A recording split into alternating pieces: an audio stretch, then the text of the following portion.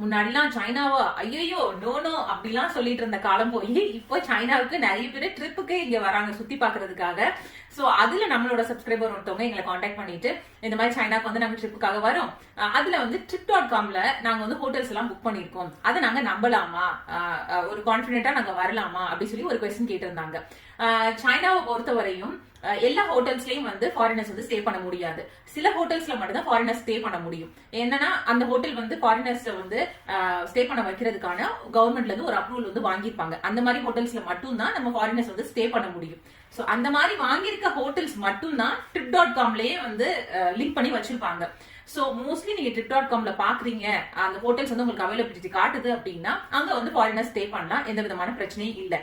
அப்போ 100% கேரண்டியா அப்படி சொல்லி கேட்டீங்கன்னா அதுலயே அங்கங்க ஒரு இக்கு இருக்கு. என்னன்னா எங்களுக்கே ஒரு வாட்டி இப்படி நடந்திருக்கு. நாங்க இங்க லோக்கல்லயே இப்ப நாங்களுமே இங்க இருக்கோம்னா நாங்களுமே ஃபாரினர்ஸ் தானே இவங்களை பொறுத்த வரையும். சோ எங்களுக்கும் அதே இதுதான் வந்து அப்ளிகபிள் ஆகும். சோ நாங்களுமே இங்க லோக்கல்ல நாங்க சுத்தி பார்க்கும் போது ஒரு ஹோட்டல்ல புக் பண்ணியிருந்தோம். ஃபர்ஸ்ட் நாங்களும் trip.comல பார்த்து புக் பண்ணதுக்கு அப்புறம் ஓகே இருந்துச்சு. அப்புறம் கொஞ்ச நேரம் கழிச்சு அந்த ஹோட்டல்ல இருந்து எங்களுக்கு இன்ஃபர்மேஷன் கொடுத்தாங்க, இந்த மாதிரி இல்ல, இப்போ வந்து எங்களால ஃபாரினர்ஸ் வந்து அங்க ஸ்டே பண்ண வைக்க முடியாது, நாங்க இன்னும் அந்த சிஸ்டம்ல அப்டேட் பண்ணாதனால இப்படி ஆயி போச்சு, சாரி ஃபார் தி இன்கன்வீனியன்ஸ் அப்படின்னு சொல்லிட்டு எங்களுக்கும் ஒரு வாட்டி நடந்துச்சு.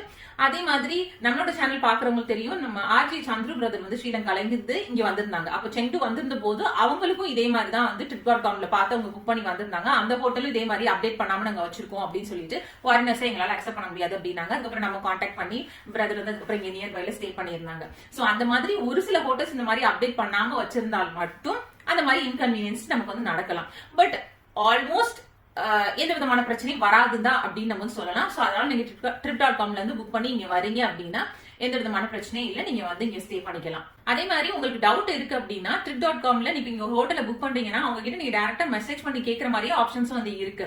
சோ அதுலயே நீங்க மெசேஜ் பண்ணி இந்த மாதிரி நாங்க ஃபாரினர்ஸ் வரதுக்கு உங்களோட ஹோட்டல்ல நாங்க ஸ்டே பண்ணிக்கிறதுக்கு எந்த விதமான இதுவும் இல்லையா அப்படி சொல்லி நீங்க மெசேஜ் பண்ணி கேட்டீங்கன்னா அவங்களே உங்களுக்கு ரிப்ளை கொடுப்பாங்க. உங்களோட இன்னொரு ஒரு ஆட் ஆன் உங்க கன்ஃபர்மேஷனுக்காக நீங்க மெசேஜ் பண்ணியும் வந்து கேட்கலாம். அதே மாதிரி அவங்க என்ன கேட்டிருந்தாங்கன்னா, நாங்க எல்லாருமே வந்து அவங்க ஃபேமிலியா வராங்க போல, நாங்க எல்லாருமே இங்கிலீஷ் வந்து நல்லா பேசுவோம், சோ அதனால மேனேஜ் பண்ணிடலாம் அப்படி சொல்லி கேட்டாங்க. ஓரளவுக்கு நீங்க இப்போ ஹோட்டல்ஸ்லாம் நீங்க போறீங்க அப்படின்னா இன்டர்நேஷனல் பீப்புள் அவங்க வந்து ஸ்டே பண்றதுக்கு அலோவ் பண்றாங்க அப்படின்னாலே அட்லீஸ்ட் 1 or 2 பீப்புள் வந்து கொஞ்சமாவது இங்கிலீஷ் பேசுறவங்க இருப்பாங்க.